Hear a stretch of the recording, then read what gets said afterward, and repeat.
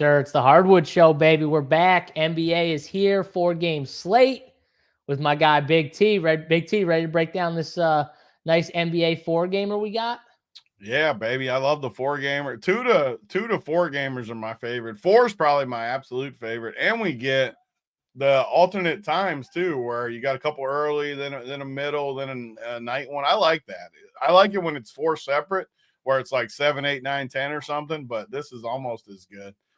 I hate it, the huge slates. Even though I love NBA, I hate when it's like 12 games, unless it's like yesterday where we get clear-cut value where, I mean, those slates are good too. You know me, I always of course I'm in cash like I always do on those slates, but I love the slates where you just have really easy plays and it works itself out like that.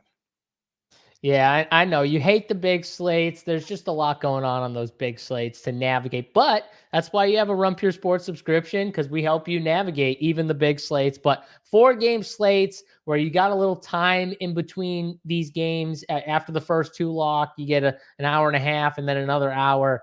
The only thing about this is the strategy part of these slates come in because you got news on some of these late games, and we'll touch on the news and stuff like that. But it makes for a very interesting 4-game slate because how you want to go about, do I just want to jam it, Big T 777, get in there early and say, I'm not even worried about the late, or if you just think, the news is just so important that you have to leave spots, makes for an interesting, thing, because if we had all the news, Tony, the ownerships would be different, right? We would know a little bit more. It'd be a lot easier to predict. But some of these things, I think we have, guesses and thoughts on like who is going to get X amount of minutes because X guy is out, but we don't know for sure. You know what I mean? We don't know 100%, what the Nets are going to do with Ben Simmons out, because they've been running that small ball lineup.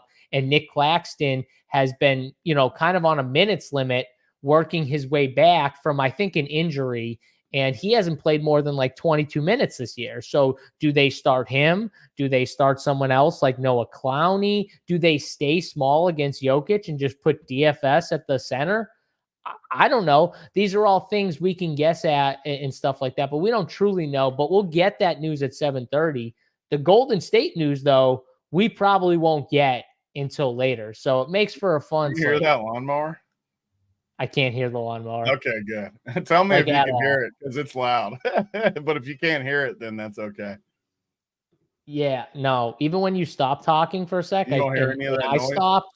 I still didn't hear it for that 1 second. So there's a lot of noise on my end. Hopefully we can talk over it. It doesn't even matter regardless. I'll shut the window if I have to, but it's hot. I don't know. Yeah, chat. I don't want to ask chat because then chat's.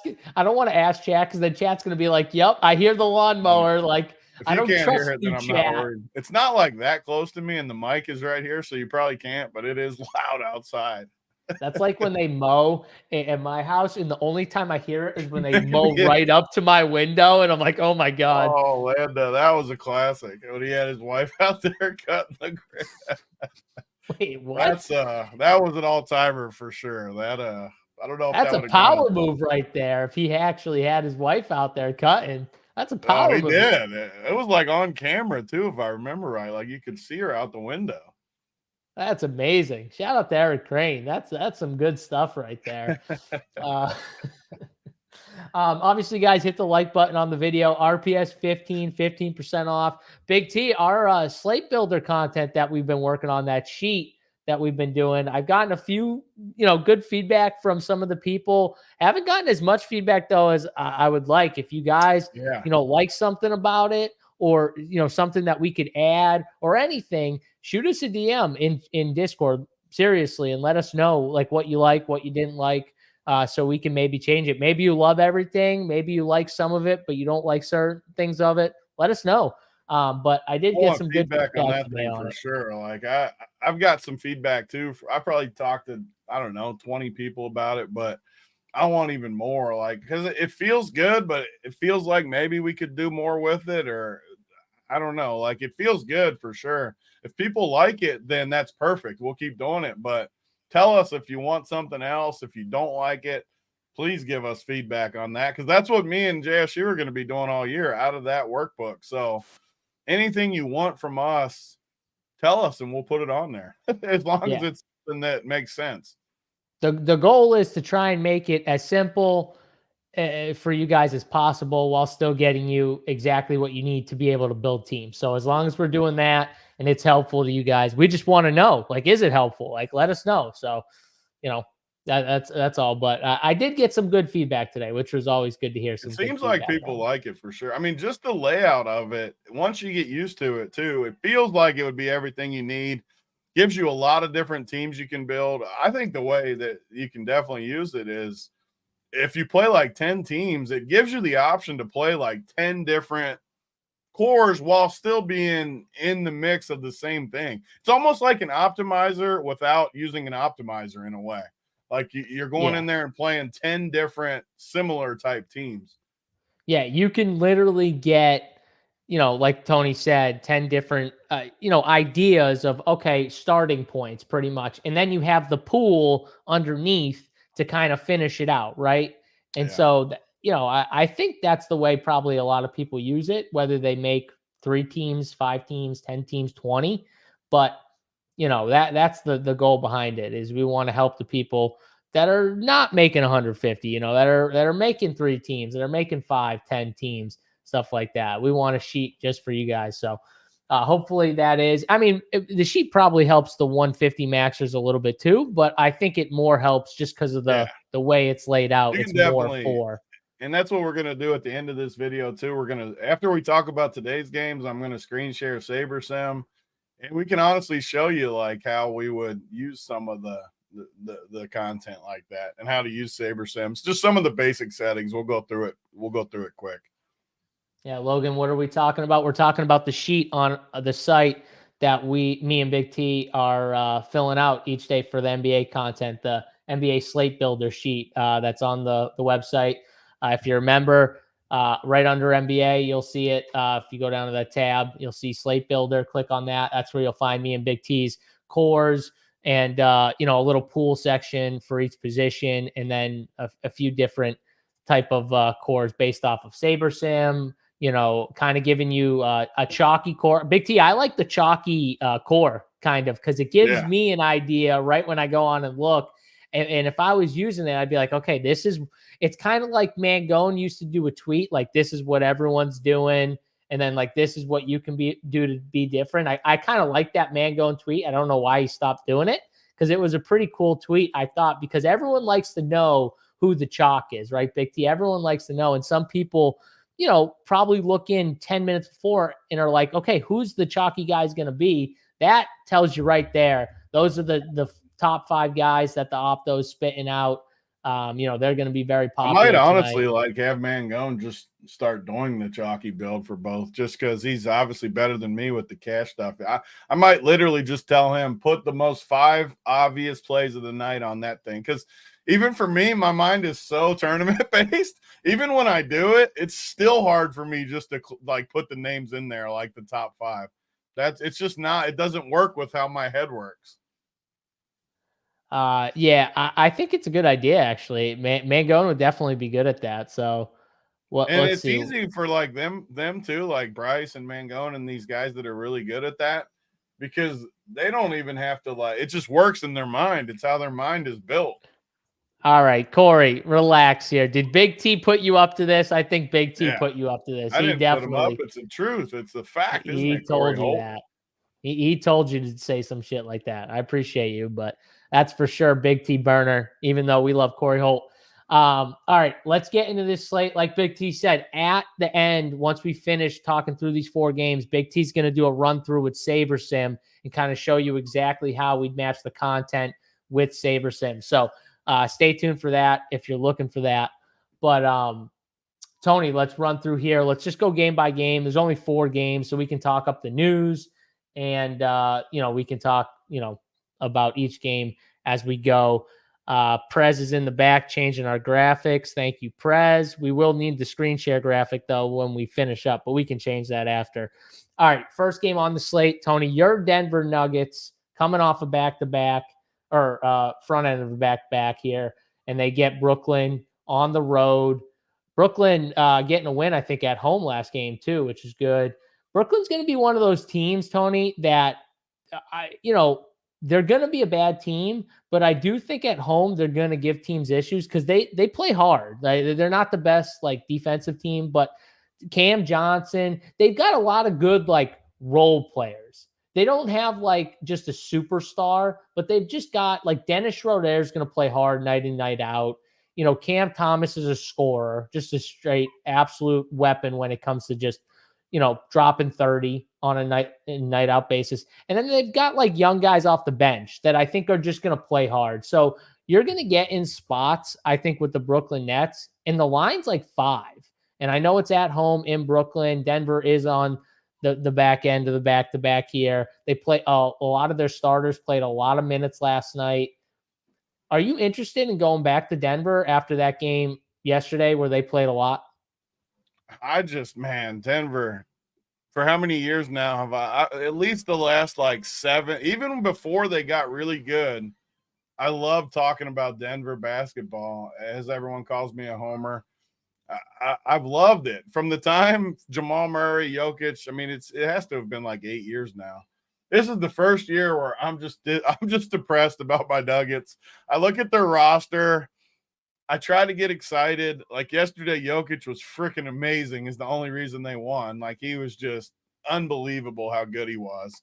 It was the only reason they won the game, though.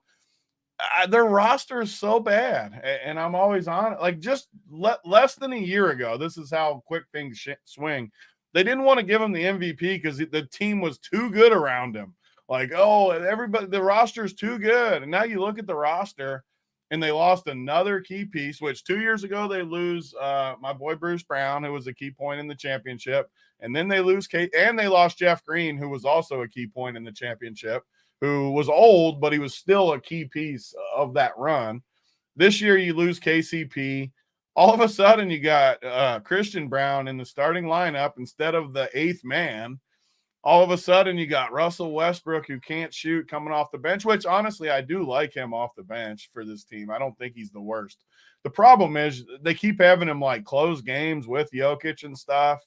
That's what I don't like as much because he just can't shoot at all. So all of a sudden, if you got lineups with Aaron Gordon and friggin' Russell Westbrook, Peyton Watson, all these dudes just can't shoot.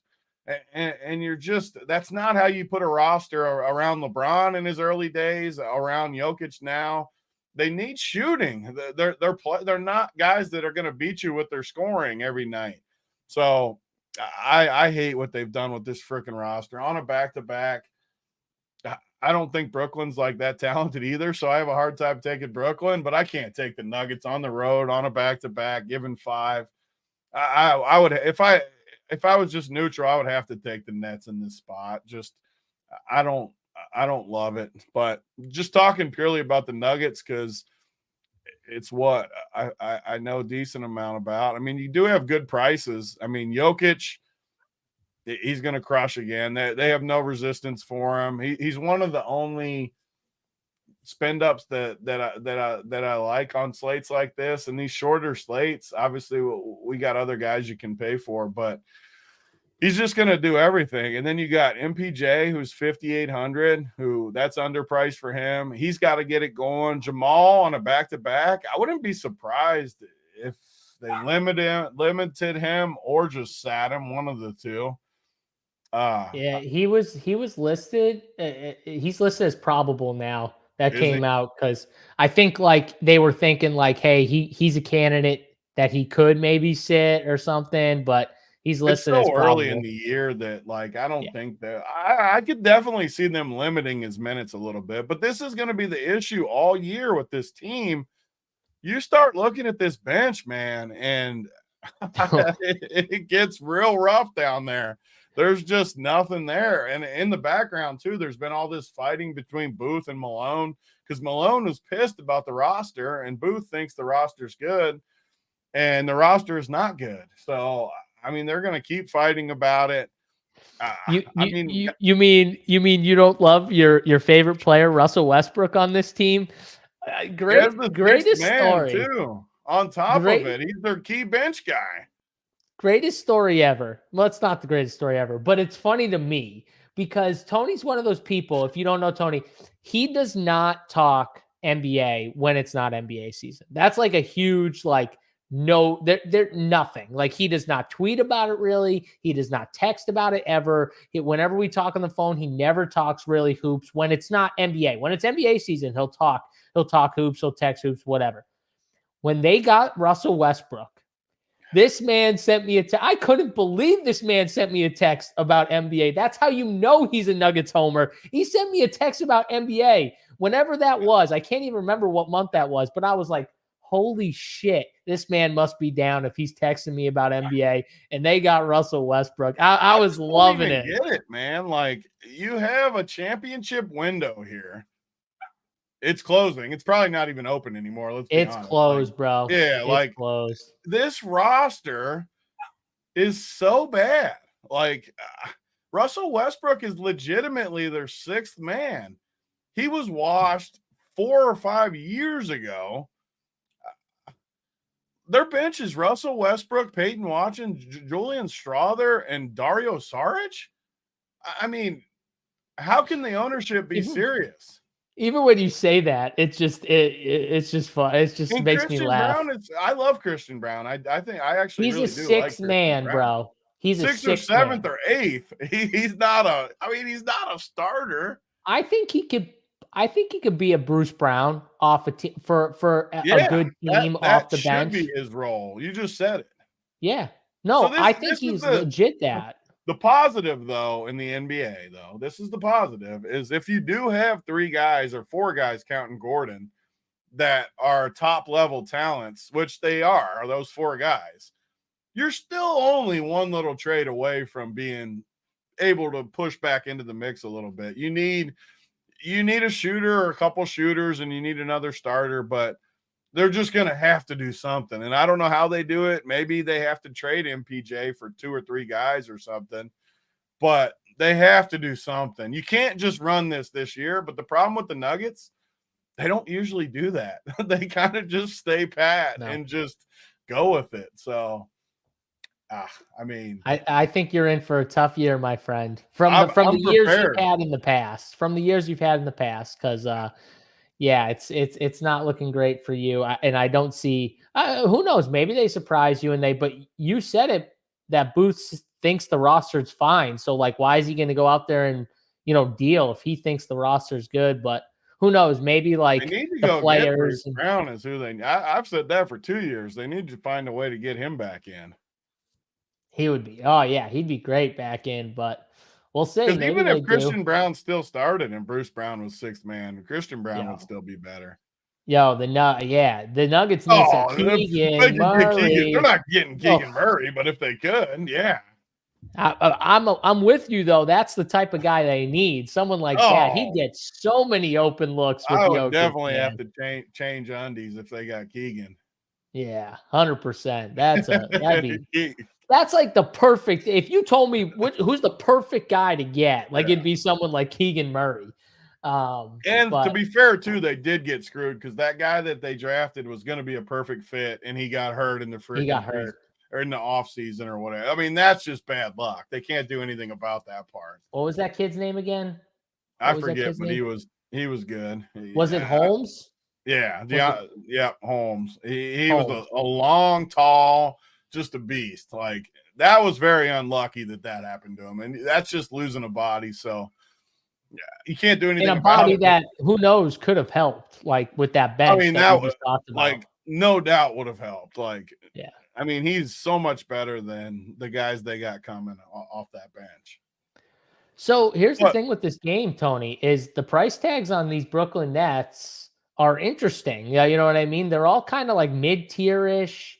Noah Clowney, super cheap. And I think I don't think Nick Claxton is a full 100% go. That's just my guess. I think he's going to play more because Ben Simmons is out. But the most he's played is like 22 minutes. I think Noah Clowney plays. I think you see like a Larry Nance, Clint Capella from last night. I think that's exactly kind of what you see, where the backup center is still pretty valuable and he's under 4K. So can you play some of these net? Because obviously you like Jokic. Like you're going to play Jokic. Honestly, too, this is like one of the best matchups for bigs, in my opinion. Brooklyn. It's like one of the best to target. I noticed it right away with game one that they played, and I was like, oh, I want bigs. Even Aaron Gordon is like this is like a perfect matchup for someone like him who's just gonna beat you up down low. And he's gonna give guys like Cam Johnson and Dorian Finney-Smith, who are guarding him. Those guys are thin. Those guys won't be able to handle Aaron Gordon like down low. He's going to give those guys problems. But what are you doing with the Nets? Because they do seem affordably priced. I think it might be the night where we can take a stab on our boy Cam Thomas to be the beast of the night or whatever on DK. We just talked about it yesterday. The king of the court? The king of the court, man. I think that old Cam, we might be able to take a stab tonight because this is the spot where he could really get him going. I think he's too much of a scorer. They don't have anyone to guard anymore either, like these guys. They don't have a guy that can really guard Cam Thomas. So I like Cam Thomas a lot. I like Schroeder a lot. I like this game. I mean, I think this game is a very good fantasy game. If maybe the news breaks wrong for you late and you need some of the guys late, and Derek, Sabonis. I mean, the studs are always going to be good king of the court, but we were talking strategy for that. You're just not going to win that much with a guy like Sabonis on that. You take a guy like Cam Thomas. Like yesterday, I took Scottie Pippen, which obviously didn't win, and no one was going to win yesterday because Paulo went friggin'. Paulo's going to have a monster year. That's one thing I've said all the last 2. He is going to crush. His body is built for the NBA. Yeah, he's going to have some crazy games. He's a handful. He's one of those guys that no one can guard. He's a handful. What's annoying is I took him the game before, Tony, and Me too. I loved him the game before. And whoever played them in that game, they literally had like 2 to 3 guys on him every time he caught the ball. It was so annoying. I would do too. It was so annoying though, because people were like, Paolo, do something. I'm like, he literally can't. Like they have 3 dudes surrounding him. Like, I would make everyone else beat them for sure. Don't let it was like a playoff defense though. Like it was like when you get into the playoffs and they play you differently. Like I was like, this isn't regular season. Like I'm surprised the team's doing this, but it's good strategy. Like you said, make everyone else beat you for sure. But you talked about the king of the court tonight, though. So they're saying that the Nets tonight too. It is a little bit of my worry. Teams are going to start doing this with Jokic, where he likes to pass, right? But they just can't shoot enough. So teams are going to figure it out that we're just going to double off Westbrook and these non-shooters to where the doubles are going to be more effective because you don't have shooters around him, which is going to hurt his overall stats at some point. It's still regular season. You're not going to see complicated defenses where people are going crazy with stuff like this. But at times in big games, you do have some values in this game too. I mean, Noah Clowney, I thought you brought up good points. I mean, not only has Claxton been a little bit limited so far, but he could get in foul trouble easy against Jokic. The only other real big is Noah Clowney, and he's 3,900. So he's got to be in play. And Jokic is going to give up some easy points to guys like Clowney just when he helps. His defense has gotten a lot better over the years, but he still helps a lot, and bigs get good looks in there. Yeah, you say that.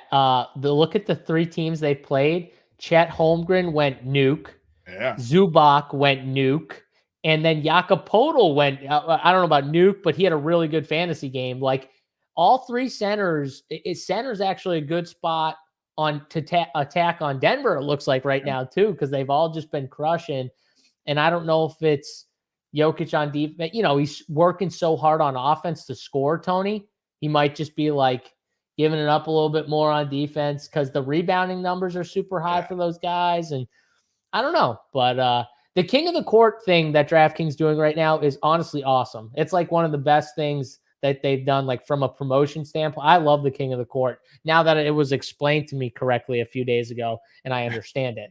I do love the king of the court. And I do think you shouldn't be just betting on the most likely guys like the Jokic's and the Giannis's and the Lukas, because like Tony said, even if you win, what do you get? An extra 20 to $80? Like, you should be going for that one time when Vika Zubac, who was almost the guy a few days ago, he came third and he was really close, but that could have paid. Who knows what that could have paid, Tony? Would have Like, paid a lot. it I would mean, have bare paid a minimum, it lot. would have paid like 10 to 20K. Bare minimum. I'm sure way more, but bare minimum that much. And that's the type of, I'm not saying he's the What's the guy, but I'm minimum bet with saying the king of the court? What's like the minimum you can put on a prop? it's got to be like 10, right? I don't I don't know. know. $10? Yeah, could 10, be. I 20? I don't don't know. know.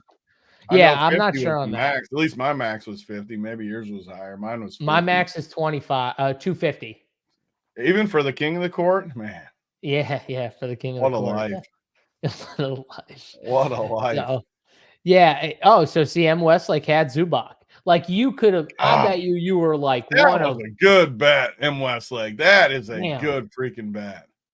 I 10 really cents is wonder. the minimum, they say. So it doesn't matter the amount you put on it. You can put so that just makes so much sense to put like a buck on Cam Thomas tonight or something. Now there's going to be a few people that do it with us. We might all win together if Cam Thomas Yeah. wins.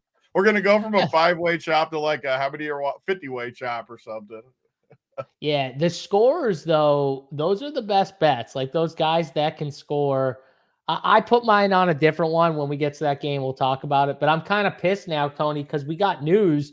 Andrew Wiggins is out. I didn't think we were going to get that news until later, and we already got that. So that's kind of an interesting thing that we'll get to. But all right, this is a good game. I agree with you, Tony.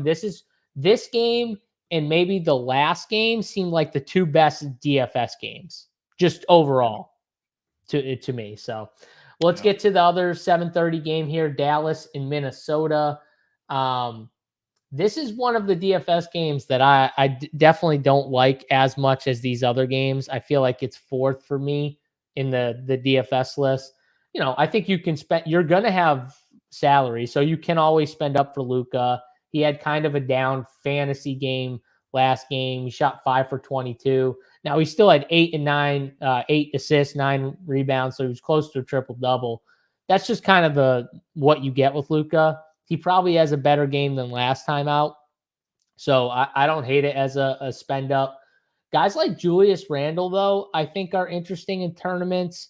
Anthony Edwards is one of those stars who I absolutely love, but I also think he's one of those guys that these are the games where he builds up his second and third guys, like Julius Randle. Like, he's going to allow them to do a lot out there, and I think Julius Randle's going to have some big fantasy games. So I don't hate Randle as, you know, at 7,600. I don't hate that price tag. I don't see much else though in this game. Like, I think someone like Derek Lively has upside at 5K. You know, if you're playing a ton of lineups, I don't hate taking a shot on him in tournaments, but those are kind of the three guys I see in this game, Tony, that I can even consider. I don't really see much else that I'm looking at. Yeah, I totally agree. Just looking at the Dallas side, you saw an eruption spot from PJ Washington yesterday.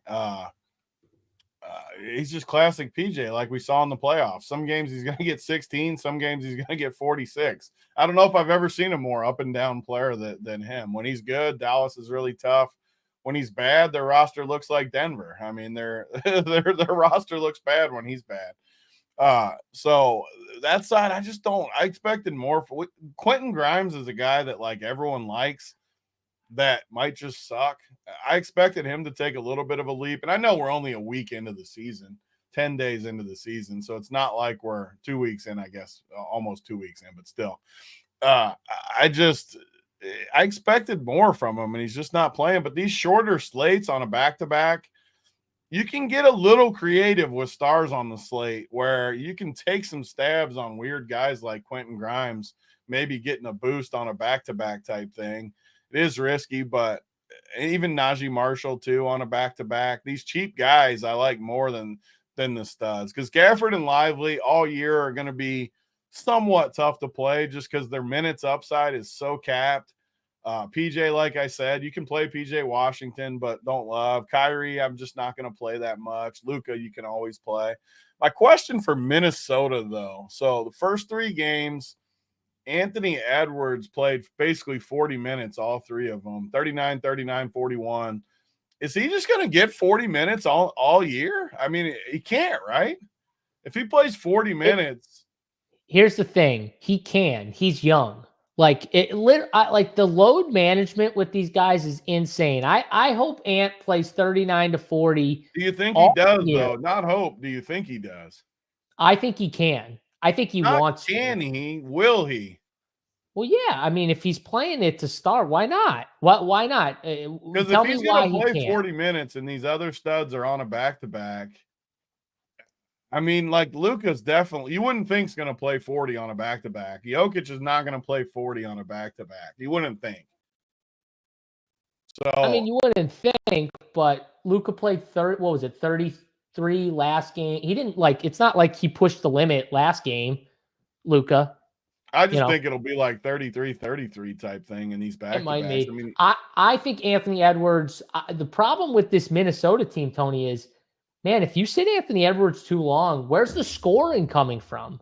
Like you got Rudy Gobert. Yeah, I mean, Julius Randle can score, but like Dante. Their problem is definitely the opposite of Denver's. They're both kind of working in the different direction where, I mean, they just don't have scoring. That was my problem with them last year, and it's even more my problem this year because they lose Cat, who, say what you want about Cat, he can at least help on offense a little bit. I mean, these guys, because Julius Randle isn't even that much of like a true scorer. He's more of just like a slasher type guy that I'm not saying he can't score. He can definitely score. I was going to say he acts to me like he wants to be a true scorer. He's like, just I don't think he is.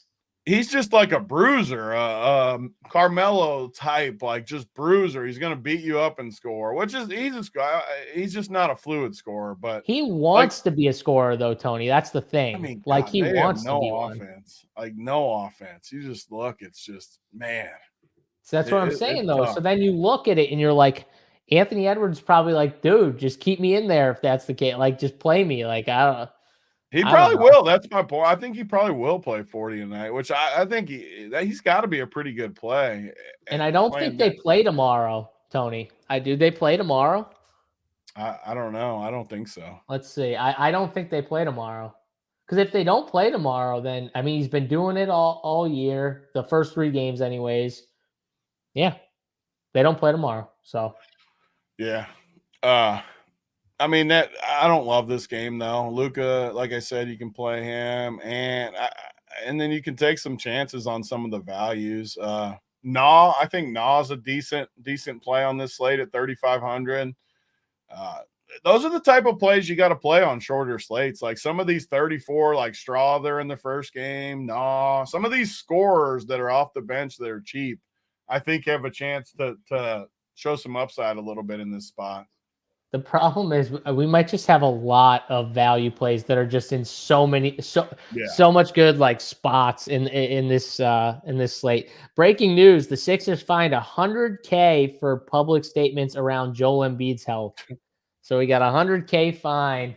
What do you think, Tony? Is that going to change what Philly does with Joel Embiid? Is that going to change anything going forward?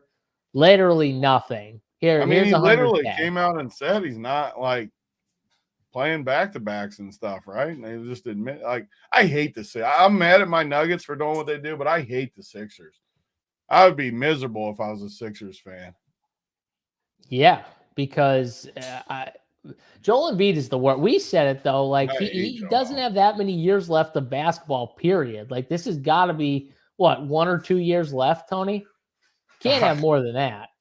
He's one, like, big injury away from being totally done. I mean, he has to be dealing with something, though. Either that or they're just like, hey. It's tough for these bigs. And he fell. Think how many times he fell. Like, he fell, 50x more than Jokic falls. We used to make the joke, like, every game he falls at least like 10 times. Like, literally. It's huge. It's not like some normal person falling. Like, he's a massive body just falling. No, I get it. I'm just saying, like, at some point, you're like, okay, maybe I should not like just fall every other play, but it's just that's just the way he plays though, right, Tony? He just plays kind of like goofy and he's always like falling back when he catches and shoots sometimes. And I don't know. He's just, it's to be a Sixers fan right now, it's definitely tough. Hopefully Paul George comes back soon and, they can do something a little bit, but he doesn't look they, like they he's need coming it. back that much either. He looks banged up. He's old too. These teams put too much emphasis on these old guys. Well, they're all trying to do the 3-star, they're all trying to recreate the few teams that hit it right with the 3-star movement. The Celtics that year, the Heat those years, and then it's tough to do. It's tough to get all 3 of those stars, the right ones. Dozer. I love the bulldozer. You love Dozer. He's my boy. Love Dozer. Let's see. So would you rather have Cam Thomas or Edwards, both kind of similar plays in a way? I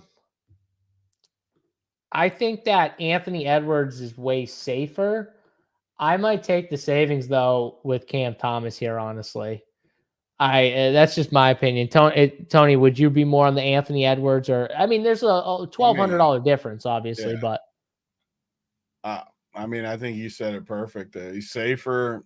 Cam Thomas has a wide range of outcomes. He could get you a lot or he could get you nothing. So if you told me one of these guys had 25, I'd snap call and say it's Cam Thomas, right? Like if you I would just but like so Anthony Edwards, I don't know if Anthony Edwards has near as much upside, but I'd have to play Ant over Cam, but yeah. I just think it's a really good spot for Cam. Like I just like the matchup and Denver on a back-to-back.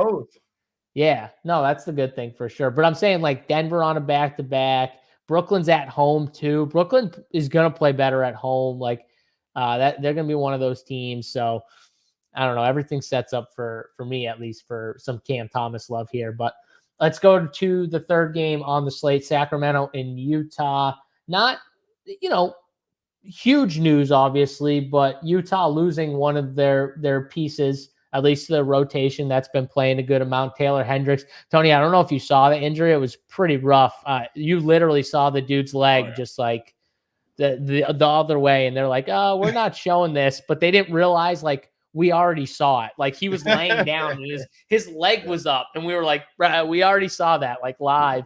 It happened, and you saw all the players just like, holy shit. Like PJ, like all these guys were just like, oh my God, this is not good. This is rough. But so he comes out of the rotation. He's been playing in the 20s minutes, Tony. So that's going to open up some run.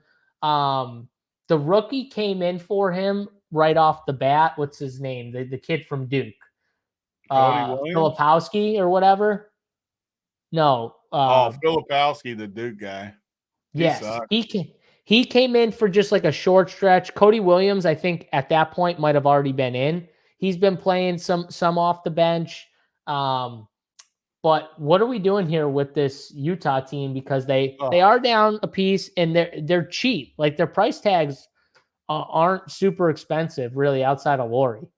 My issue with Utah is going to be the same all year. They're just going to play so many guys still. So I don't think it impacts that much that he's out. I know it was 20 minutes. But just looking at these minutes, man, Filipowski, Cody Williams, Sensabaugh, Markkanen, obviously. Eubanks could play center, I guess. They got like 11 guys they could play, counting Eubanks. I don't think Eubanks probably plays that much, but they could play him. I don't think he would even play. I think they just play John Collins and Walker Kessler. I just hate the roster, honestly. And people that have watched our NBA over the years, I just eliminate spots. And that's why I'm better single entry than probably 150 with NBA. I like to just play the guys I like to. Like Utah just strikes me as just pure death. I'm looking down the list. Like those cheap guys we talked about earlier, I like better than these Utah guys. I'm not playing Filipowski at 3,800. Kelly Filipowski from Saved by the Bell. Yeah, that's all I'm thinking about, bro. As you say his name over and over, it's literally all I'm thinking about is Kelly. I can't even stop. I'm looking at every price. I honestly can't make a case for sure. Some of them are decent plays. If you're playing 20 or 150, you can filter these guys in, but I don't see it. And then the Sacramento side, I mean, you're talking about they didn't play yesterday, did they? Or did they? I don't think so. No, because now that they didn't put the late games on the slate, I kind of got tuned out with who played late. Oh, they Besides did. Phoenix. They did play yesterday. So it They was one of did. the late Portland. games. Where did they play? It was Portland. They played Portland. So that makes me like Sacramento even less because In Sacramento, it looks like they played in Sacramento against Portland. Back-to-back in Denver is awful, but a back-to-back in Utah is the second worst. Like, no one wants to go to Utah on a back-to-back, even though it's early in the year. And one thing, I think you can leverage the field a little bit. Sabonis is going to be so high owned because of his price. At least I think. I mean, the ownership projection doesn't look that high. But, I mean, 9,300 for Sabonis. How is he only projected to be 25%? I don't know. He's got to be higher. Because people, there's like other centers, I think, on the slate. Well, if he's only 25%, then I need to play him more. Like, I think he's going to be, honestly. Matters.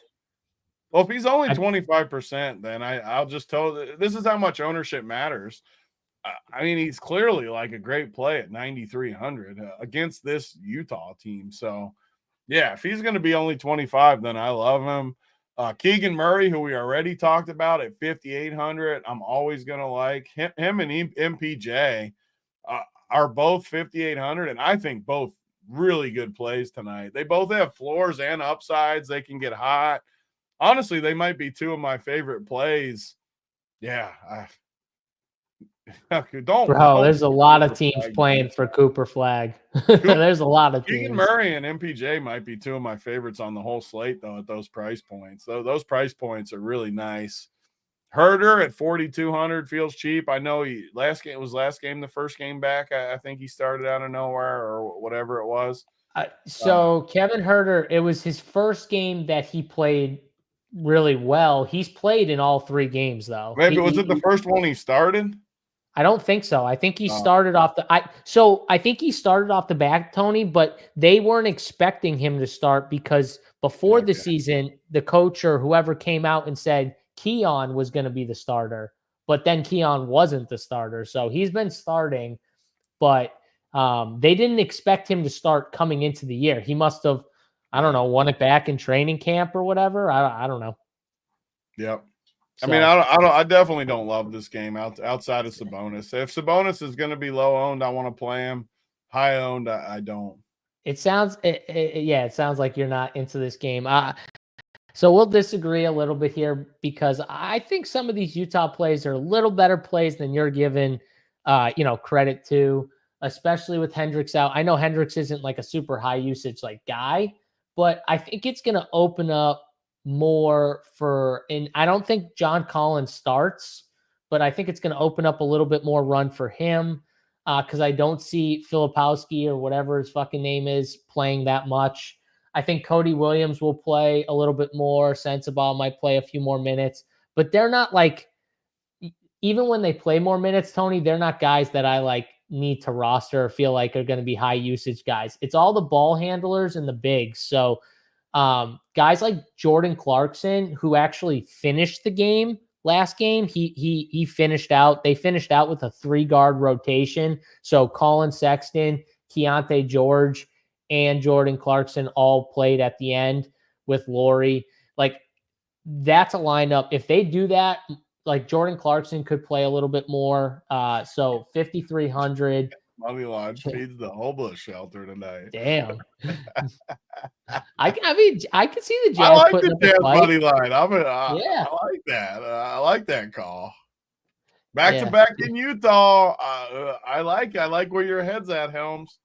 Yeah, man, going. We figured it out for you though. Don't worry. Big T's got a job for you incoming. So we got you. Don't worry. We need you to do the chalk course. You're the man of the people. We need you to join us on. We need a 3-man crew on the Slate Builder.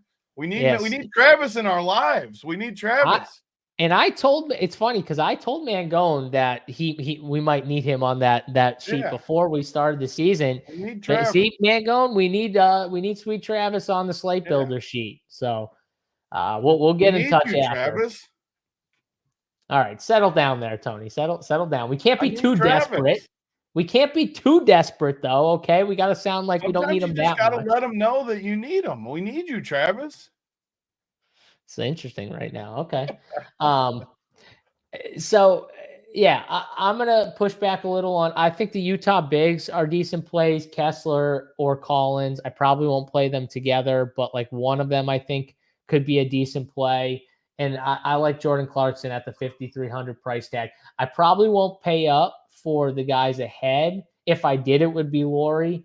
I don't think I will. He does have upside though. Like that's the one good thing about him. He's 8K. But I feel like if I go up there, Tony, I'm getting to the Cam Thomases or going up to Sabonis, Jokic, as opposed to the Markkanens. But I like the mid-tier price Utah guys a little bit more than you. So I'll get on him. None of the cheapies, though. I just don't think they're going to do that much here for Utah. So in the Sacramento side, I think Keegan Murray, you can also play. De'Aaron Fox isn't going to get probably much ownership, I would assume. So maybe he's a good tournament pivot. But, Sabonis, Keegan are my two favorites. So that's it from Sacramento, Utah. Let's get to the final game on the slate where we were thinking we were going to wait for some of this news, but it looks like we got the Wiggins news, which is Andrew Wiggins out for tonight. So no Steph Curry, no Andrew Wiggins, no DeAnthony Melton. Steph Curry and Andrew Wiggins were also like the two guys that it seemed like Steve Kerr could push the limit on the minutes just a little bit. Like when Steph went down, Andrew Wiggins went from playing 23 minutes the first two games to playing 29. Now he's out. DeAnthony Melton was someone who was stealing some minutes off the bench. He's out.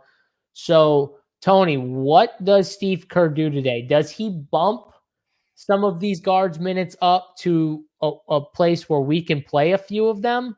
Or does he just start playing Kyle Anderson 15 to 20 minutes again tonight? Does he play Gary Payton 20 minutes and Moses Moody 20 minutes? And they all just see 20 to 25 minutes and we're all kicking ourselves for playing Warriors.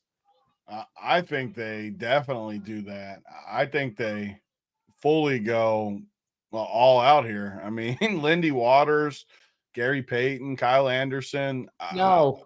Lindy Waters, no. I mean, Lindy Waters is going to play 15 minutes tonight. I hate to break it to you. Like, it's going to happen.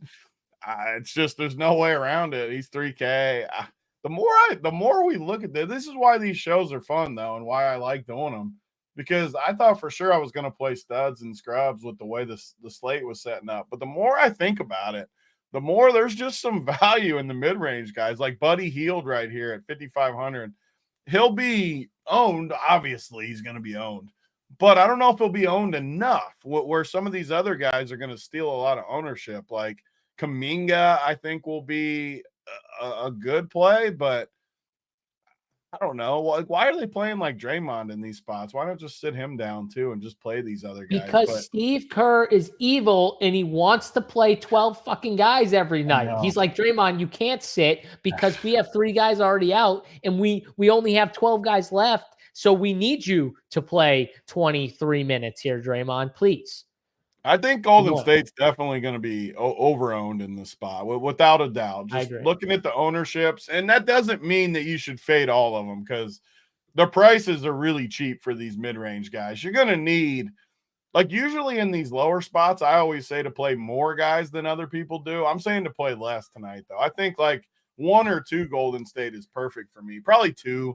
2 is probably a good number because they're all cheap and they're going to get there, but you look at the other side, and the other side is kind of the opposite, though, where you have not as deep of a rotation. The prices are fair, like Zion's fair, Brandon Ingram's fair, Herb, McCollum. Like the whole team is priced fair.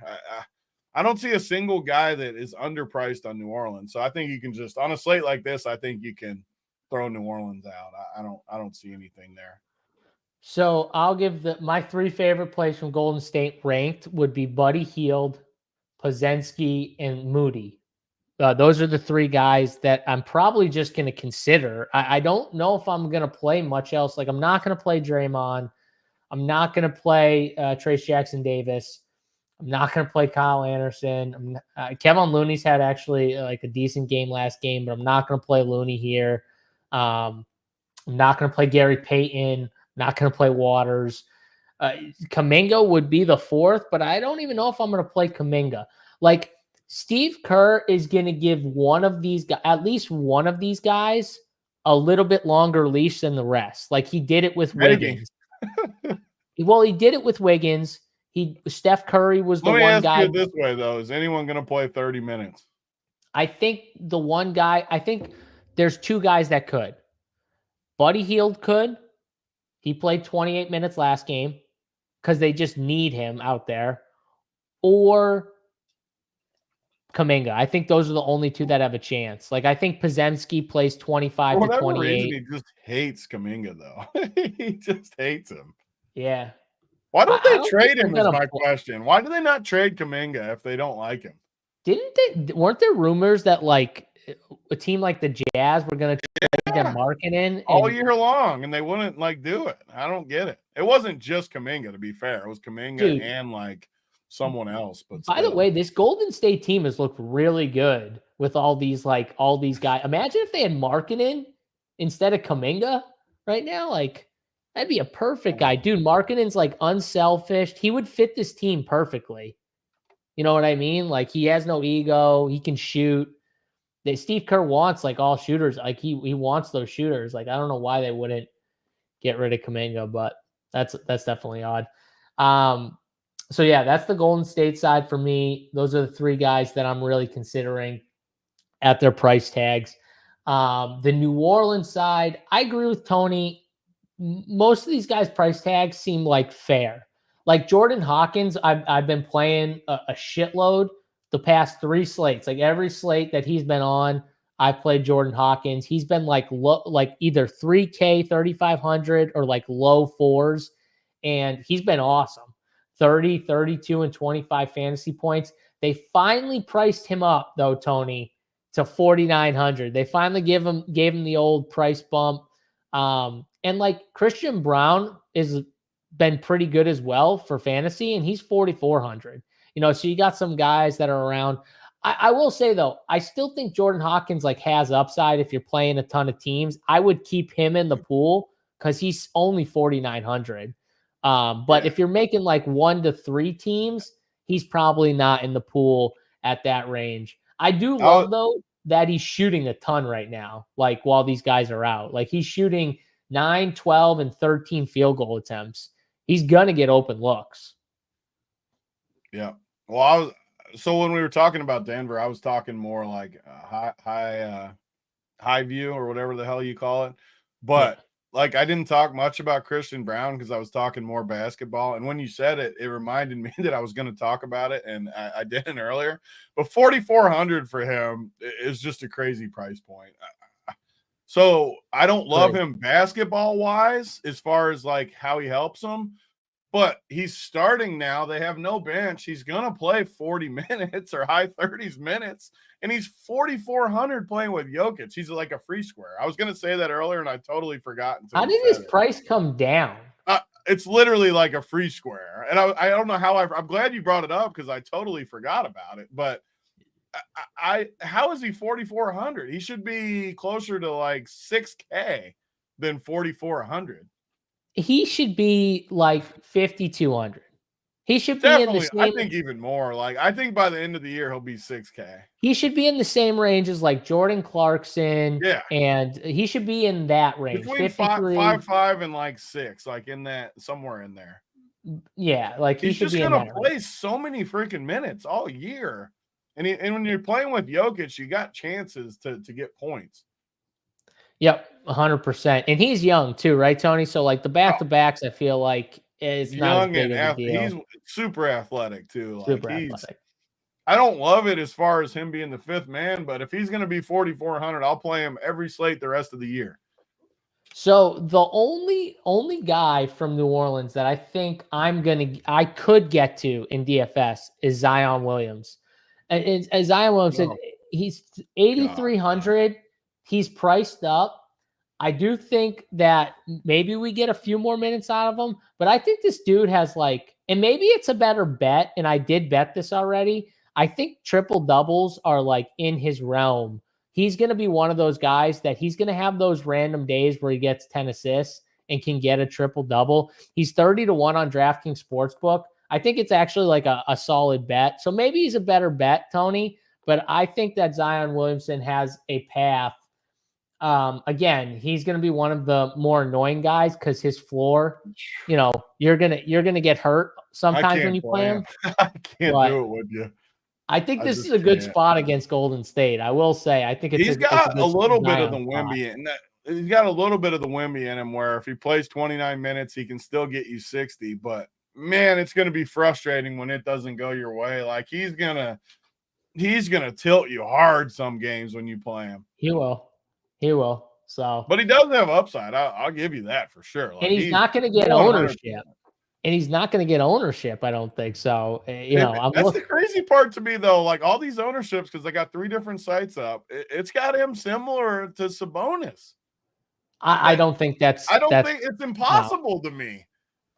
How? Like, if that's truth, then he's probably a terrible. Like, if Zion Williamson comes in at 25% owned, I'm gonna bang my head against the wall for playing him. I refuse to believe he's going to be 25% owned. So I will be pissed if he if he is 25%. So hopefully he's not. I'm just trying to make cases though, because here's the thing with NBA DFS. You like when you have a slate like this where the mid tier's loaded, there's some value plays, you're going to be able to spend up for 2 guys, right, Tony? Like every lineup's going to have 2 spend ups. So you want to get some spend ups that you think people aren't on. I just feel like he's someone, but maybe I'm wrong. That's for sure not going to get played at all is Luka. Like he's not going to get played at all. Also, if you played Luka last night, you should play him tonight because you're going to kick yourself so really hard play tonight. You're going to kick yourself so hard when he fucking smashes and goes for 70 and you played him the night before. When you literally can't click I'm not button, playing him. That's when you know a guy's going to be low though. When you literally can't click the button. Like I can't click 11-5 Luka versus Minnesota. No, but you know what I'm saying though. Like when you play a guy, and nothing's worse than when you play a guy in the night after, because this is a daily game, right? Every day there's a new slate, and nothing's worse when you play a guy. It's Aaron Gordon for me, dude. Aaron Gordon 2 slates ago, I was like, I love Aaron Gordon. Then I don't play him the next slate and he smashes, but the slate I loved him. He didn't really, he was fine, but he didn't smash like he did the one slate. So it's just, it happens all the time in NBA DFS. So I didn't play Luka last night. I didn't get burned by him. I'm probably not going to play him here, but I'm saying if you did, it's not a bad idea to throw one Luka team out there just so you're not, really pissed if he does something. Because even if he plays 33 minutes, Tony, he could easily have I've seen Luka in like 25 minutes, I feel like, have a triple-double. So he's just one of those guys that can always do it. But those are all 4 games, Tony. Before we get to the SaberSim part of the show, do you want to give like your favorite play of the night if you have like one play that you really like? I mean, my favorite play for sure, is Christian Brown. I mean, he's just a lock, but is he too chalky? Let me see how chalky he's projected. He's pretty chalky. I gotta find a lower owned guy than him. I mean, he's a free square though to me. My favorite guy that's got to be pretty low is Anthony Edwards. I just the 40 minute upside, the Dallas matchup. I think it's Anthony Edwards. I hate giving a player of the day this early when I don't for sure know that I'm going to use him on my main team because I haven't built yet. But as far as right now, I'm going Anthony Edwards and Christian Brown, my chalky guy in mine. Anthony Edwards has got to be below 20%, so I'll take him. Okay. All right. Anthony Edwards. Yeah. So Todd said the Zion Williamson triple-double is 20-1 now on draft. I got it at 30-1. So I agree with you too, though, that Zion, I think, is a better bet because I could see him doing like the line where he gets like 12, 10, and 10 type thing where it's not full-blown fantasy like 30 and 14 and 12 or something. Like it's a Draymond triple-double. Well, and he's not playing 40 minutes, right? Definitely not. I mean, he's like, playing high 20s minutes. That's what he's playing. Well, I think his upside for minutes is like 35, and I think he plays 30. Like, I think that's what I he agree plays. with that. I think his upside is like 33, 34, and he Which, plays like 30. Anthony Edwards, I think he plays 38, 39 minutes, and his upside for minutes is probably like 42, 43. Oh, yeah. Is something Which is random. just huge. It's just a huge difference. But Zion's one of those guys. They're gonna play like point Zion is a thing. With the DeJounte out, it's even more a thing like right now. So I want to get on this before DeJounte comes back. And I just thought the 30-1 number was high, and now it's bet down to 20. It's a great bet. I hate him fantasy wise, and I think that's a great bet. 30-1 is a great bet. 20-1 is a great bet. Yeah, I think 20-1 is still a fine bet too. So yeah, I mean, like Sabonis, he's 3-1. Like, which you're is not a bad bet. It's a terrible bet. Yeah, I don't know what Jokic is, but I'm assuming it's Jokic is always like 180 or 175 or 200. And Sabonis, who was the other guy?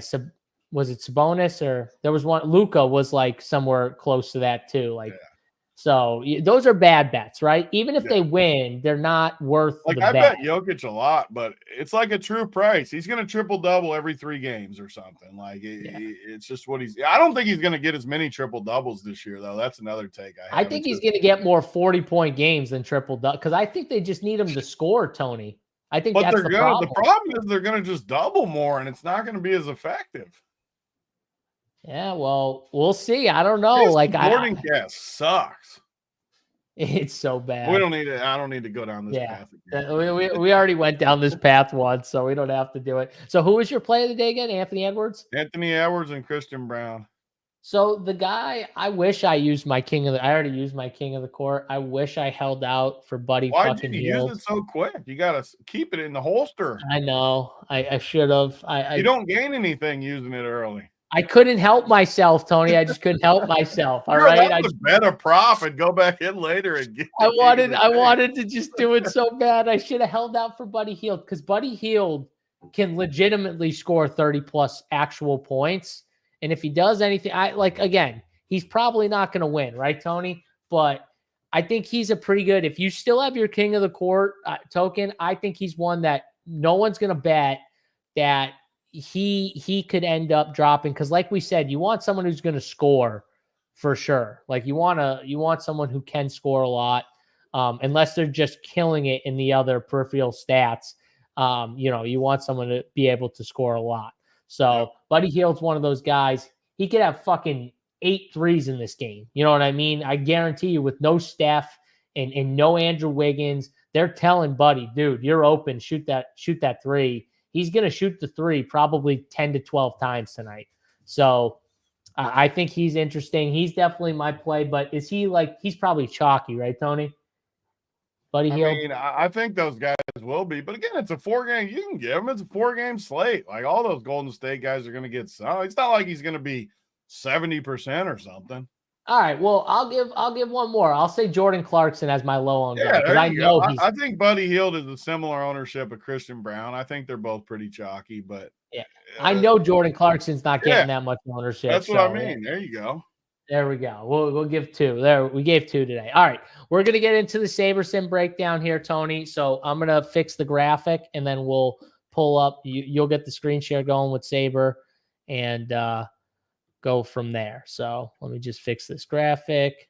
All right, graphics good to go. So you're good to screen share this. So Tony's gonna pull up SaberSim, guys, and we're just gonna run through how simple it is in the process to use SaberSim and maybe how to implement the content in using SaberSim as well. So, Tony, you got the site up? One cool thing, too, that people on the site can check out as we're going in, but check out the odds page, too. Like, I like using this from Unabated where it'll show you all the books from tonight, too. If it actually – of course, it doesn't load when I say this, but here we go. So, like NBA tonight, all the sports right here, but you get all the books too, where it makes it nice for free on the. God, why is it? There we go. All the different sites and lines right here. I love it. So, if you ever want to check this out, this is free to members. You don't have to pay anything extra. And Unabated obviously has more tools on the site and stuff, but I love going to this page money line, total, all that. But let's hop into the SaberSim. Do it from the beginning too. How do you so this is the new like setup where you just click NBA. I'll do it all from the beginning just to show people how easy it is. Main, it's going to ask you to import your stuff from DraftKings, which you just go to upload right here, click that. As long as you save it in your DK, which right here, I think I saved it. It'll bring up all your contests you're in for the night, and then you just come up, go to build lineups, and we're in here. It's a good size, right? Yeah, it looks good to me. So I can see the full thing. Yeah, so we got 4 here. Let me make RPS projections. I always scoot them next to the Saber.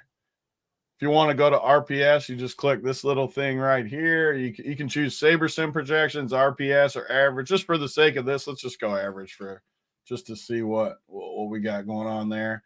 The first thing I like to do too, I just show you exactly what I do, and JS, you can chime in a little here and there. But for filters, I like to clean it up. I already have my thing in there, but like I'll show you what it is anyways. Just with my projection greater than 0.1, it's just going to remove all the zeros from my sheet, which cleans it up a little bit, makes it easier to navigate through. And it lets you go right here to hide, remove players. So anybody with no projection is now gone. I know some of you were asking, especially me for my OCD.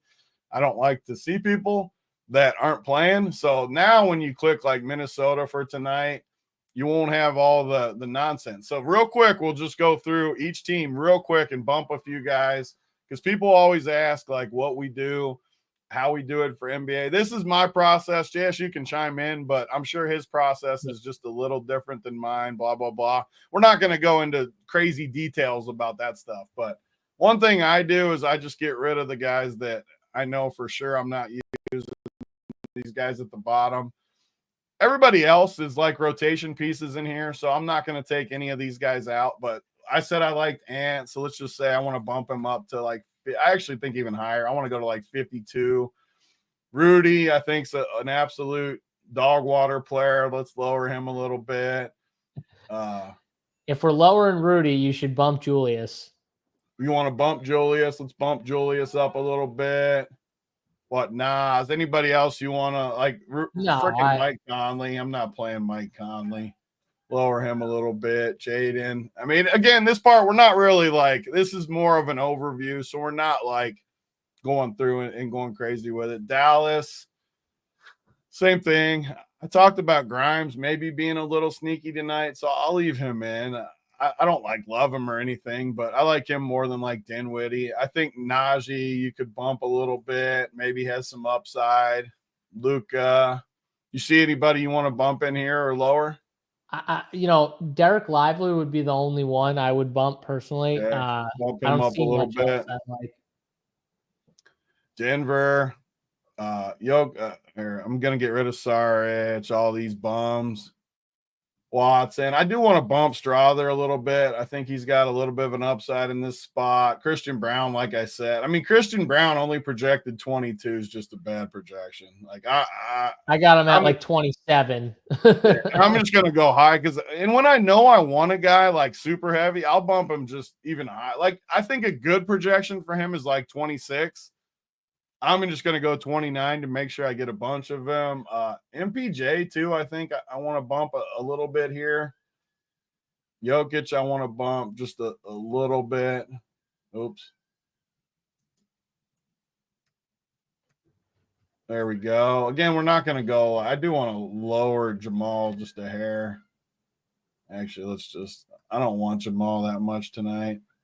Brooklyn, who'd you say you liked from Brooklyn? Noah Clowney, I think, is good. Noah Clowney, let's bump a little bit. Cam Thomas, we both like. Cam Thomas, let's bump Cam Thomas kind of hard. Let's treat him like he's gonna do something for us tonight. Schroeder, I like Schroeder a little bit too. I hate Claxton in this spot versus Jokic. That's all good. Again, we're not gonna. I want to make this pretty simple and quick so that people can rewatch it. I mean, Sacramento, I don't want to play some of these cheapies. Yeah, I mean, you can take those guys out. The bonus, I mean, he's good at this projection, though. Even though I like him, you don't need to go higher than that. Keegan, let's bump our boy Keegan just a little bit, too. I like Keegan. Yeah, I think all the rest are good. Clarkson, let's bump your boy Clarkson. Let's get rid of Kelly Kapowski. Sense of ball. Let's bump your boy Clarkson because you like him. Everybody else is fine. Again, I don't want to go crazy with this. New Orleans, you said Jordan Hawkins, you like he's 5K though. We can't bump him that much. I mean, 20, that still seems kind of low though, right? Even Okay, well, I don't think you'll get him is the point, but yeah, I mean, that's a tough price point for him. 5K is a tough. How can he be 500 more than Christian Brown? Let's bump your boy Zion. You like Zion. Let's bump him up a hair. And then Golden State, the key point of the night. Like, we're not playing Lindy. Reese Beekman's in there on the You're scared. They might still play 12 guys, and I'm going to be sick when I play. Let's bump Buddy up a lot. We like Buddy. I like Buddy. Let's bump him all the way up to 35. Yeah, I like Buddy. I think Trace is a decent play, but they're deep at that position. That's the one spot they're pretty deep at. I mean, again, we don't need to go crazy here. All this is fine. The projections are good. So now your settings are right here now. So it's going to give you 5,000 sims. I like to let's make the min 49.5 in NBA. Actually, let's go 49.3 on a short slate. Some of the settings, I mean, I'll just leave it. Let's go to build lineups. And I'll show people how to do this part too, because I only have one lineup in tonight with what I'm playing. So it's going to give me 9 options, but it's super easy to change and kind of run it. And then we can, if anyone has any questions, slow-mo night, Jimmy D says. Oh, ooh. God, what a tough scene if it's slow-mo night here.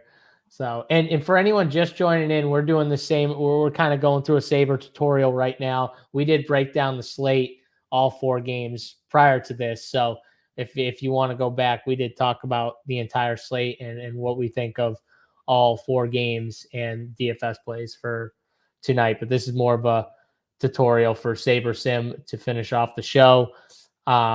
And Tony, you can adjust once this builds lineups, then you can kind of show you can run the Sims. Obviously, you can do it strictly by projection if you trust your projections or projections you're using. You can go by that. So there's a few different things you can do that's going to give you different, outcomes with your teams, right? Yep. There's just a lot. I just love SaberSim. I'm not saying that either because we're partners. Everyone that knows me, I don't just say stuff just to say it. That's why if I'm ever quiet about stuff, that's probably not good because I can't help myself. I love SaberSim, even for one team. Where tonight I'm only playing one team. I got some stuff going on. I'm playing one team. I still love it. I do this same thing, and it leads me to where I need to go. So I'll show you some of the different options you can do once it gets done running these. So yeah. And once it's done, maybe then just apply it real quick to the content too, Tony, if you want to just show how you would use it if you're, if you were a member or something like that and using Saber in the content. Yep. I thought it was going to. And while we're sitting here in silence, you might as well hit the like button on the show while we're just sitting here. So hit the like button, code RPS15 for 15% off. You can also sign up and get that 15% off. All right, there we go. There's all the teams. So it's giving me 9 lineups. You can change your uniques and stuff. Short slate. You probably don't need that many uniques, but you can change that. We're going to go to run contest sims. This is the cool part of SaberSim. It's gonna do it based on the contest I'm in. The 9 contests. I only have one team, but it's in 9 single entry / multi-entry things. Like right here, it's popping up that this entry is good for these 2 single entries. And one thing you can do is, which I don't do this, but you can do it where it's pushing these into the right contest. So you got 9 different rosters. All these 9 will go in 9 separate things. And that's right here in this option. So if you go to unique rank, I'm pretty sure that means it's going to put it into all 9 different so I'm going to have 9 different rosters for my one team if I go to unique rank. I leave it just rank, so I'm only going to have this top team in all 9 if I leave it on rank. Is the main thing that people always ask the question about. So that is the key button. This means 9 different. This means one team, which is the top one. But then, so some things I would do is just say you were running 150. You can change this right here to go to 150. And then you can run sims just based on each contest too. Here's all the contests I'm in tonight. Like if you wanted it to be more big field based, you could go just to this one and sort by one of these dupes and ROI, all that stuff. Lots of options. But right now it's currently just doing it based on each contest. And then let me push this to the side. So it's going to show us our exposure. The guys we liked. Buddy Hield was your play of the day. Christian Brown, you were lower. We got a ton of Clowney, but you were high on him. He's cheap. Clarkson, Cam Thomas, Anthony Ed, all our guys that we liked because we bumped them. So one thing that I would use the content is, let's go back to Run Pure. NBA, let's just look. There's probably not going to be a ton up yet because it's early in the day, but like core plays, say you wanted to JBC, one of the best players out there. You want to kind of get, and this is giving you a little sample of who's what early in the day. But you come over here, these are who he's on. He's on Buddy and Pods, Kuminga, four Golden State plus Jokic. That's a good path. So if I saw that and I wanted to go heavy on that, I'll come back here. I'll sort right here and I'll bump these guys. Okay. JBC's got Pods in his core. Let's bump him up to 33. He's got Kuminga in his core. Let's bump him up to 33 as well. Let's bump both of those guys. Who was his other one? Moody. Let's bump him up too. Now we bumped all of JBC's core in there. And how I think you can just click apply and it'll do it. But I always just rebuild because I do it the stubborn way. But I think by hitting apply, I don't know that part. I always just hit rebuild. I'm not going to do it right this second, but I always just hit rebuild because it's quick enough. But I think apply, in theory, should do it. But so there's that. And then some of our other stuff, like you got AP, Bobby. You'll have all the cores up here. Here's the sheet, which obviously isn't done that we were talking about earlier, Slate Builder. So it's empty right now, but this is what you're going to get. My main team, both sites. JSU's 3 max, both sites. We got Mangone, our boy Travis, who never did accept in the invite that we gave him in there. He's going to be over here on the chalky builds. And then we do a couple cores like SaberSim 1, 2, 3, just Sims. None of our thoughts are in those ones. DK early game stack, late game stack, and then the top positions, which none of this is filled out. We'll do it after we get off the show. But you can bump stuff in there. And then all the other stuff. You got Showdown Playbook late at night from Rubio, main playbook, which AP and others do, which you got rankings from these guys, notes, everything you could want in here. Write up if you want to see AP's write up, he does. Building blocks for today. Oh, Glock did it today, actually. We got everything you could want in here. Injuries, notes, all that stuff's in there. Let's go back. What else we got? We got the heat map from AP. All the best plays, news by leverage, solid play, all kinds of stuff. I don't want to go through all this, but each thing I just want to show people what they get. Flow chart, some of the best matchups. I don't know what happened there. There must not be, either it didn't load right or there's not as many. It might not be done for the thing, but might not be finished. Some of the best plays, just like we do for football, some of the best matchup plays like that. Team odds. Let's see what some of this stuff. Yeah. So team odds, you can see kind of how this is like the flow chart in a numbers basis where you can see kind of who checks out versus what. Good spot too. And then obviously you got projections at the bottom. So that is pretty much it. Does anyone have, I wasn't looking at the questions, but does anyone have questions for the SaberSim stuff? Yeah, I mean, it sounds like too, when you were talking about the unique rank, Tony, so that applies to the contest, right?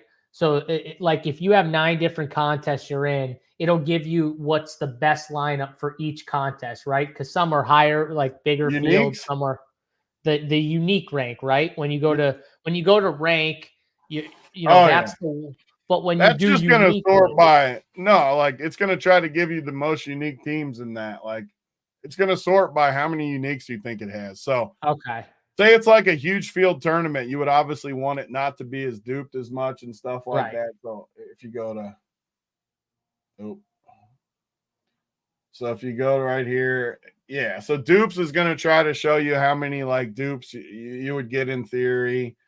ROI, standard deviation, cash rate, win rate, ROI. It's just different options how you can sort it, but there's got All right. so some of the questions people might ask, what's the recommended uniques for 20? It just all depends on the slate is the thing. Like the shorter the slate, the less uniques you're gonna want. If it's like a huge slate, you're gonna want 2 or 3 uniques. Football, I think most people are gonna use 4 or 5 uniques. Basketball, you're going to use 1 to 3 depending on the slate. Showdowns, I don't really use that much. Uniques. uh, let's see. Also, would you recommend bumping projection, then adding? So I never, this is a good question. I'm glad you said this.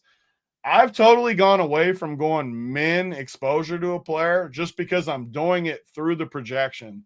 So if I project, like, let's just say Buddy Hield tonight, if we project him for 35 and he's not hitting what we want him to hit, that just means we shouldn't be playing him. It's one of the things I've learned over the years. If you force it, you're just like, it tells you what they need to get too. So like, in theory, if he gets 35, that means he's hitting 100% of my lineups, which means he's probably just perfect and nutted at 35. So I know if he gets my projection, he's going to be good tonight. So that's why me and JSU don't have to have the DK app open all night. Like, oh, I'm in 37th place right now. I always know where I'm at. Granted, I might not know if I'm in first or what, but I know if I'm live to win a tournament based on the numbers I give my guys. So Christian Brown tonight, if he ends up with like 27, I know I'm in pretty good shape. If he gets 30 or above, I mean, he's going to be just golden. If he gets 20, it's questionable. I wouldn't think anything of it. Yeah. That it's Yeah. definitely a good point though, Big T, because if you do bump someone like Christian Brown and he's still not hitting at that massive projection you gave him, then something's off or he's just a bad play, like, or whoever it is. Like if you give a big bump to someone and you're still not getting them, then they're probably just an overall really bad play. Don't force it. Yep. Corey Holt said Applied does it. I notice sometimes when you hit rebuild, it's completely different builds. I get it. Just again, everyone's got to get their own process too. JSU's got a different process than me. I got my own process. JBC, Bryce have different processes than us. Everyone's got their own process. You got to find what works for you. I'm just so OCD that I just always click rebuild lineups until I get it where I'm comfortable with the teams. And I know that's more time sensitive than other stuff, especially when I'm doing content, but it's just what works for me. I like to keep clicking it. I trust it more that way. Let's see what else we got. I smoke a lot of weed and sabers the nuts. I concur with that, Spencer. He said it twice. I like saying it twice. I also enjoy both of those things. What else we got? Buy the $97 package. Yeah, I mean, there's lots of different packages. You can't just run Saber. This is a great point, too. A lot of people think so. A lot of people will buy SaberSim or run Pure and think you can just go in, pay the 100 or the $300 a month, whatever package you have, and just click the freaking rebuild lineups or build lineups and just win. You have to put some sort of sauce. So whether it's watching us talk about it, watch JBC and Bryce come on at 6:30 today and talk about the slate and do what you want with that. Read the playbook from AP, the cash stuff from Mangone or Bryce. Whatever works for you. Watch some other show. That will do whatever you want. Read some article somewhere. But you have to put some sort of flavor onto what you do. Do not just come in and just run. That's where you use the content though to maybe help you put some flavor on it. Let's say you don't have some takes because maybe NBA is not your sport, but you want to play. Well, then you can listen to me and Big T, and maybe Big T's just like Anthony Edwards. Like, I think his projection's way too low to okay, like Anthony Edwards, like boom. I like Big T loves him. I'm gonna go bump Anthony Edwards. JSU Jordan Clarkson got a terrible projection, but JSU likes him now. Okay, I'm gonna go bump.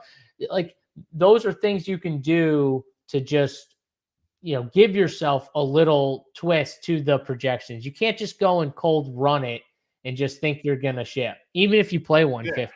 Not how it works. You're just not going to. I mean, don't get me wrong. You could, and you do have a better chance. So just say like you're playing 150 and you're going to do it yourself, or you're going to just one of the good things of SaberSim, you're going to have good lineups no matter what.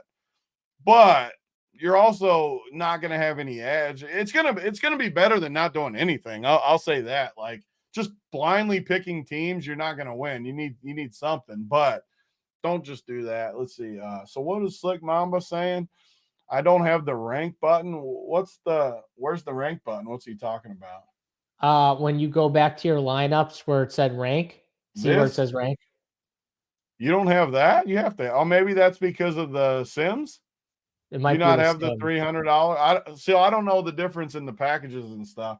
It might be this is the $300 package. Could be. If you don't have that though, I thought it was always that though. Maybe it's the Sims though. Yeah, if you do have this package, then we have a SaberSim Discord channel, like where you can ask those guys directly in our Discord. So I know you're in Discord. If you do have this package, then you should shoot him a message or something like that. But it might be that, Tony. It might be he doesn't have a sim. Yeah. No. Nothing better than when Saber spits out the dustiest K-Phallic type player over 70%. You said, I mean, that is 100% true. It happens every day of my life. I make fun of Phallic about some play, and then the play gets there, and Phallic wins all the money, and I kick myself for it. But the cool part about Saber, it'll give you some weird plays like that. Yep. You see anything else here, Tony, or any other Saber questions? Heat map is my favorite, Spencer says. Yeah, the heat map is definitely one of the best pieces we have. Do a hard reset, Andy says. Yeah, I mean, I think you should have the rank button. Seriously, I don't think that shouldn't be a sim option. I don't think, but it could be. I don't think it is though. Any more questions for us, or else we are gonna, just so that people can rewatch the Saber part, we're gonna cut it off unless anyone else has a question. Yeah, let's get out of here. We still got to get our content up for the site, so we got to get working on the Slate Builder sheet. Travis, don't think we forgot about you, buddy. Yeah, we're coming for that chalky build. All right, guys, hope you enjoyed the Saber tutorial for Big T and myself, JSU. We'll see you guys hopefully in the RPS Discord. We're out. Peace.